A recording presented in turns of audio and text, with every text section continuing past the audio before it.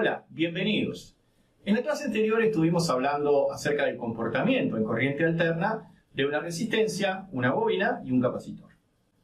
Hoy vamos a combinar estos componentes y vamos a definir la impedancia, concepto que es muy importante en los circuitos de corriente alterna. Vamos a empezar analizando un circuito serie de corriente continua compuesto simplemente por una fuente de alimentación y dos resistencias a las que hemos llamado R1 y R2. En este circuito, la resistencia total o equivalente será la suma de ambas resistencias, R1 más R2. Esto nos va a dar lo que llamamos resistencia total o equivalente del circuito. La intensidad de corriente, que es una sola porque se trata de un circuito serie, o sea, es una única intensidad para las dos resistencias, por ley de Ohm será igual a la tensión de la fuente, vamos a llamarle tensión total, sobre la resistencia total. Esto ya lo sabemos de corriente continua. Y ustedes dirán, ¿por qué estamos volviendo al tema de corriente continua? Porque una vez que entendamos esto, vamos a pasar al circuito de alterna para ver cuáles son las diferencias. Entonces, aquí tenemos dos caídas de tensión.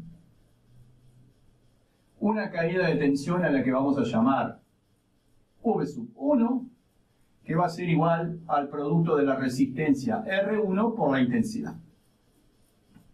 Y por aquí otra caída de tensión V2, que va a ser igual a R2 por la intensidad. Bien, la intensidad, como ustedes saben, siempre es la misma porque en serie solamente hay una intensidad.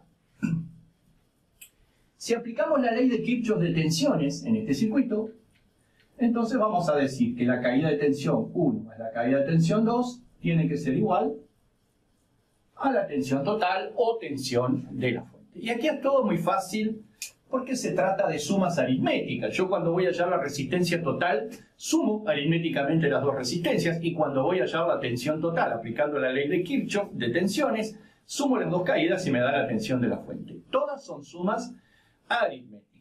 Pero en corriente alterna, debido a los desfasajes, las sumas no pueden ser aritméticas, sino que tienen que ser sumas vectoriales. Vamos a hacer una pequeña modificación en nuestro circuito. Vamos a poner que aquí, en vez de una resistencia, vamos a tener una bobina.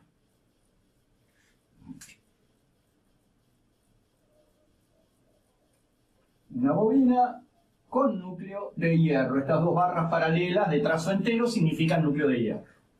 Aquí vamos a cambiar la fuente de continua por una fuente de alterna.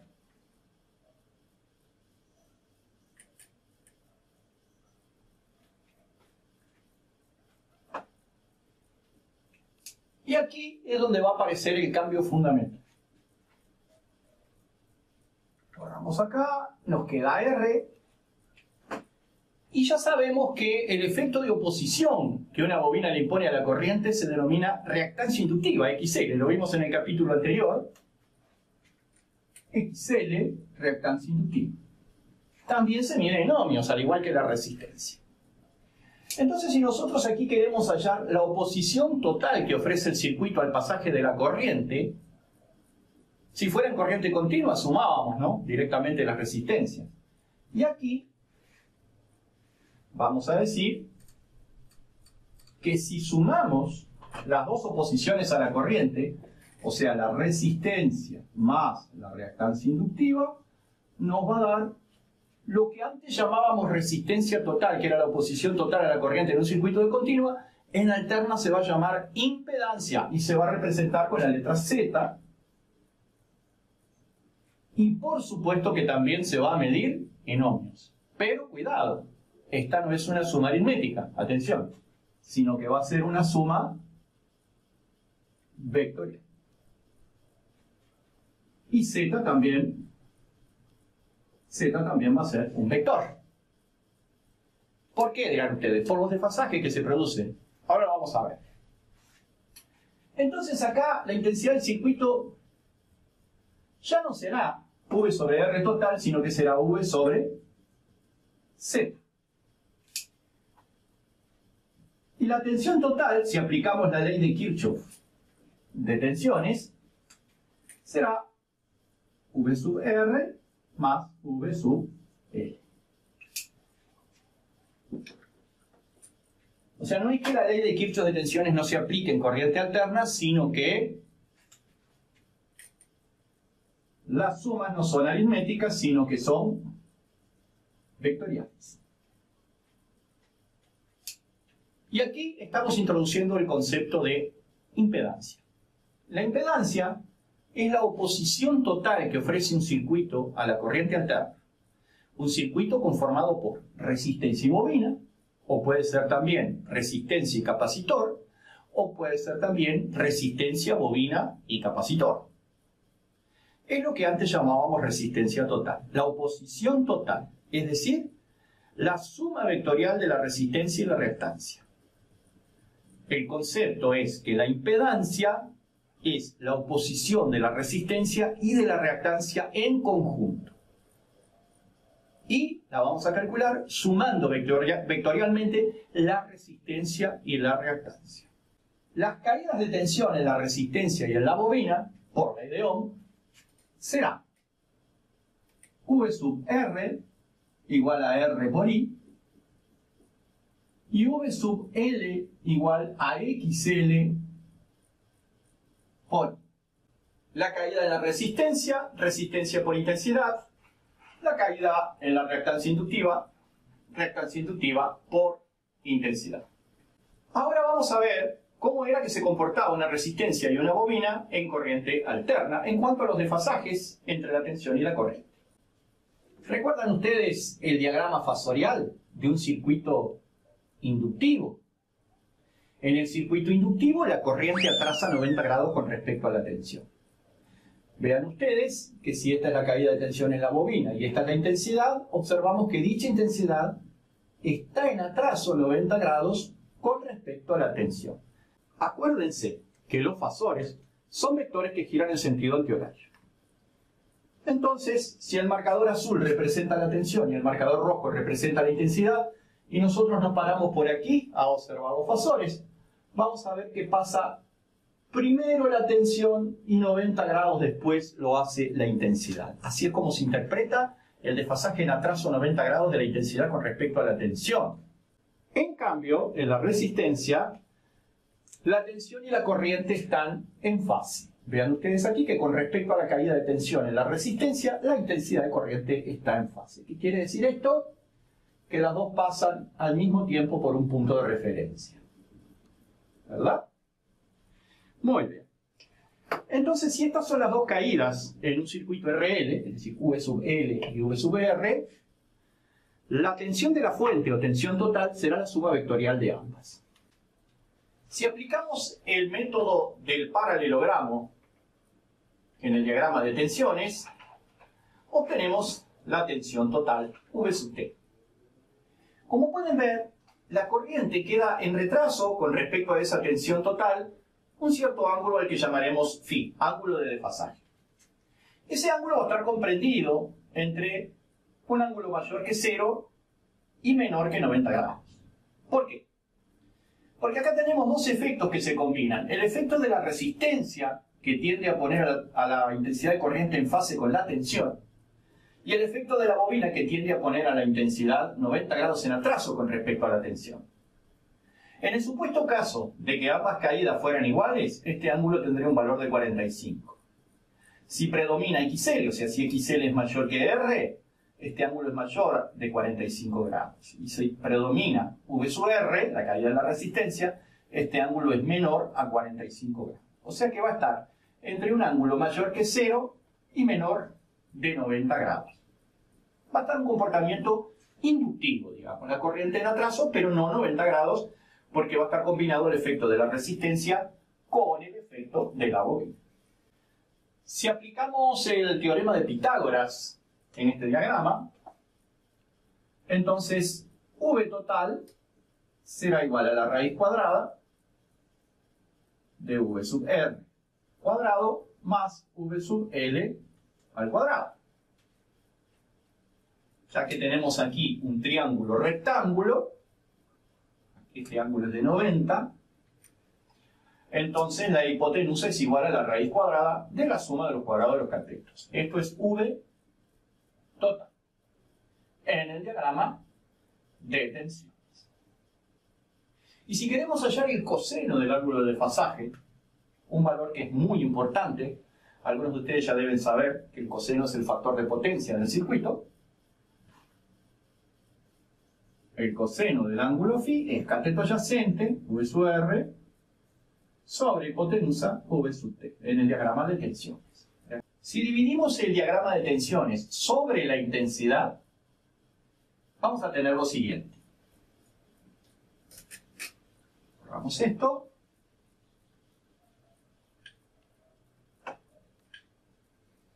Si nosotros dividimos V sub L sobre I, lo que vamos a tener es XL, reactancia inductiva. Y si dividimos V sub R sobre I, lo que vamos a tener es la resistencia R. Entonces, si aquí hacemos la división de V sub L sobre I, ¿qué nos va a quedar? XL. Vamos a ponerlo aquí.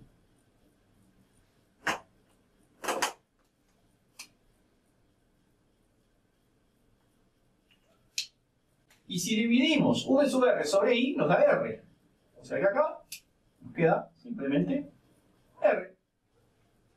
Y la suma vectorial de la resistencia más la reactancia inductiva, ya sabemos que nos da la impedancia, la oposición que presentan en conjunto la resistencia y la bobina. Esto es Z. Este ángulo sigue siendo tan campante como siempre el ángulo φ. En este caso, si nosotros queremos calcular la impedancia Z, será la raíz cuadrada, aplicando Pitágoras, de R cuadrado más XL cuadrado. Y el coseno del ángulo φ será cateto adyacente R sobre hipotenusa Z. En este circuito denominado RL, en cuanto a la potencia, por un lado tenemos la resistencia que transforma la energía eléctrica en calor. Por lo tanto, lo que vamos a tener en la resistencia es potencia activa, porque la potencia activa es aquella que se convierte en efectos útiles tales como luz, calor y movimiento. La bobina, si la consideramos una bobina pura, o sea, si despreciamos su resistencia, no va a tener potencia activa, sino que va a tener potencia reactiva. Ya lo habíamos estudiado en su momento cuando vimos el circuito inductivo puro, que en una bobina pura, es decir, sin resistencia, una bobina ideal, no teníamos activa, sino reactiva. Entonces tenemos acá, activa por un lado en la resistencia y reactiva en la bobina. Si nosotros multiplicamos R por I al cuadrado, esto nos va a dar la potencia activa, la cual, como sabemos, se mide en watt. Si multiplicamos la reactancia por el cuadrado de la intensidad, nos va a dar la potencia reactiva, la cual se mide en voltios, amperios reactivos. Y si multiplicamos la impedancia por el cuadrado de la intensidad, nos va a dar la potencia total, llamada potencia aparente. Se representa con la letra S y se mide en voltios amperios, o en volt ampere. S es la potencia aparente, es la suma vectorial de la potencia activa y la potencia reactiva.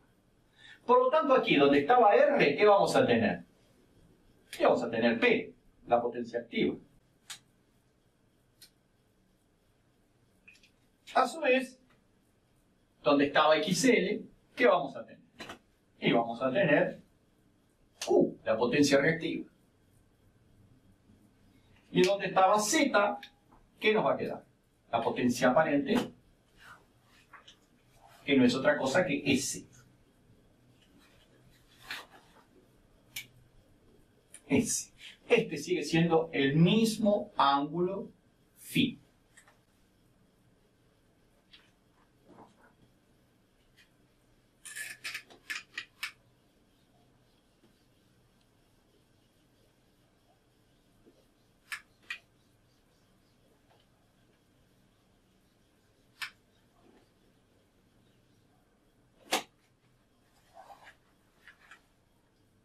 Este diagrama que tenemos aquí se denomina triángulo de potencias.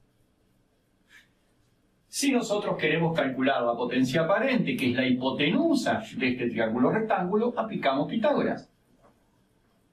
La potencia aparente será raíz cuadrada de potencia activa cuadrado más potencia reactiva cuadrada.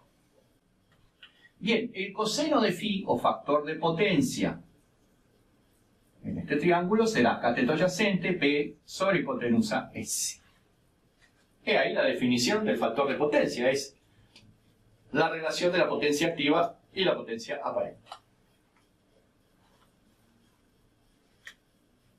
El seno del ángulo phi, que en este caso sí que nos importa, será el cateto opuesto Q sobre la hipotenusa S, o sea, potencia reactiva sobre potencia aparente. De aquí llegamos a la siguiente conclusión. Si despejamos P en esta expresión, P es igual S por coseno de phi. Si despejamos Q en esta otra expresión, Q es igual a S por seno de phi. Y S, que es la potencia aparente, es tensión total por intensidad. No vamos a poner I total porque en este caso es un circuito serie, así que la intensidad es una sola. Bueno, si S es igual a V total por I, entonces yo puedo escribir aquí que P es igual a V total por I por coseno de phi, ¿verdad? En lugar de poner S en esta expresión, pongo V total por I. Y también puedo decir que Q es igual a V total por I por seno de phi. Bien, vamos a analizar ahora el circuito RC. Consta de una resistencia en serie con un capacitor o condensador. En este caso, todo va a ser muy similar al circuito RL, con la diferencia de que debido a la presencia del capacitor en el circuito, la intensidad de corriente, en lugar de atrasar, va a adelantar con respecto a la tensión. Aquí también vamos a tener una impedancia, que va a ser la suma vectorial de la resistencia más la reactancia capacitiva, ya que en este caso se trata de un capacitor. También vamos a tener que la intensidad de corriente va a ser igual V total sobre Z. Y vamos a tener dos caídas de tensión. Una caída de tensión en la resistencia y una caída de tensión en la reactancia. O sea, aquí vamos a tener V sub R, que es R por I, y aquí vamos a tener V sub C, que es igual a XC por I. Entonces, si aplicamos la ley de Kirchhoff de tensiones, tenemos que V total es igual a V sub R más V sub C. Por supuesto que todo esto, como ya sabemos, es una suma vectorial. Bueno, si vamos al diagrama fasorial de tensiones y corrientes, tenemos lo siguiente. En este caso, la intensidad de corriente queda 90 grados en adelanto con respecto a la tensión. ¿Por qué? Porque el capacitor es el que produce este efecto de adelanto de la intensidad, ¿verdad? O sea que I va a estar 90 grados en adelante con respecto a V sub C, pero va a estar en fase con V sub R, porque la resistencia, la tensión y la intensidad de corriente están en fase. A través del método de paralelogramo determinamos la tensión total o tensión de la fuente, V sub T, y nos queda determinado este ángulo, ángulo phi, ¿verdad? Que es el viejo y querido ángulo de desfasaje entre la tensión y la corriente. Este ángulo phi va a estar comprendido entre 0 y menos 90 grados. Si predomina XC, se aproximará más a menos 90, y si predomina R, se acercará más a 0 grados, será más pequeño. ¿Bien? Si queremos calcular la tensión total, aplicamos teorema de Pitágoras, y esto es V sub R cuadrado más v sub c cuadrado. El coseno de phi en este diagrama es cateto adyacente, v sub r, sobre hipotenusa, v sub t. Si dividimos las tensiones entre la intensidad, entonces nos queda que haciendo la división de v sub r sobre I, obtenemos R. Y si hacemos v sub c sobre I, obtenemos la reactancia capacitiva, XC, que es la propiedad del capacitor de generar una oposición al paso de la corriente alterna. ¿Bien? Entonces, tenemos, si acá dividimos v sub c sobre I, nos va a quedar XC. Y si aquí dividimos v sub r sobre I, nos va a quedar R. Y la suma vectorial de R y XC no será otra cosa que la impedancia Z. El ángulo phi sigue siendo el mismo de siempre. También podemos decir, ¿verdad?, que esa impedancia Z no es otra cosa que V total sobre I, por R de 1. Y si aplicamos el teorema de Pitágoras en este triángulo rectángulo, vamos a tener que Z es igual a la raíz cuadrada de R cuadrado más XC al cuadrado. Y el coseno de phi en ese mismo triángulo rectángulo es el cateto adyacente R sobre la hipotenusa Z. Bien, ahora vamos a construir el triángulo de potencia, pero en este caso vamos a partir del diagrama de tensiones, para que ustedes vean que del diagrama de tensiones también se puede llegar al triángulo de potencias. Para esto habrá que multiplicar la tensión por la intensidad en cada caso, ya que potencia es igual a tensión por intensidad. Si nosotros multiplicamos V sub C por I, nos va a dar la potencia del condensador, que es la potencia reactiva, la cual la vamos a medir en volt-ampere reactivos. Si multiplicamos la caída de tensión en la resistencia por la intensidad, nos va a dar la potencia activa, que se mide en watt, y es la que produce efectos útiles.